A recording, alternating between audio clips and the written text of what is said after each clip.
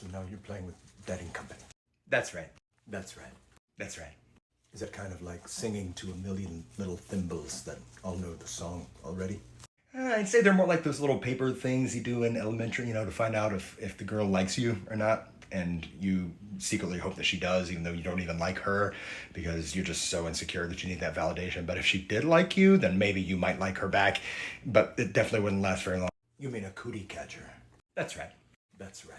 That's right. And the cootie catchers, there's a million of them. But it's like when you learn to tie your shoe.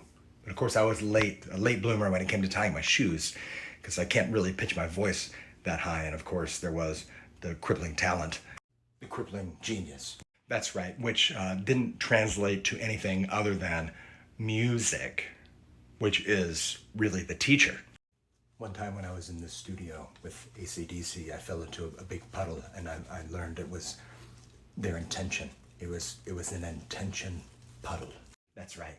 That's right. And every note, as they played it, every single note was more wrong than the last. But then I thought, what do I know? Nothing. Absolutely nothing. Maybe less than that. Almost certainly less than nothing. And when you're writing that same Wind that Jerry Garcia wrote, do you ever feel like you know the same nothing that he knew? Do you ever feel that you know nothing? I mean, truly know it. Do you know nothing? Never. Never. It never happens. Never. Sometimes. Sometimes you know the nothing that Jerry knew. It's not to say I knew the same nothing that Jerry knew, because not that I couldn't. That would be extremely easy for me, but that would be the obvious choice. Too obvious. Too obvious. Like, it's obvious how much to cook a steak. Don't cook it. Eat it raw. It's how the Japanese do it. But it's too obvious. You want to cook it a little bit. Just a smidge. A smidge in. A smidge in. Smidge out? I've never thought of that. I've never thought of that. It's an amazing question.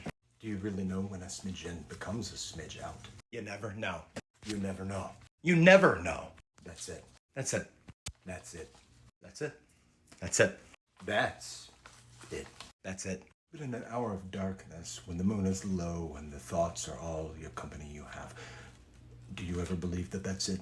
But when you're truly alone, truly, and the dire wolf is at your door, and you're all out of ideas as to how to make the next AC/DC record sound like the last 38 AC/DC records exactly. Exactly.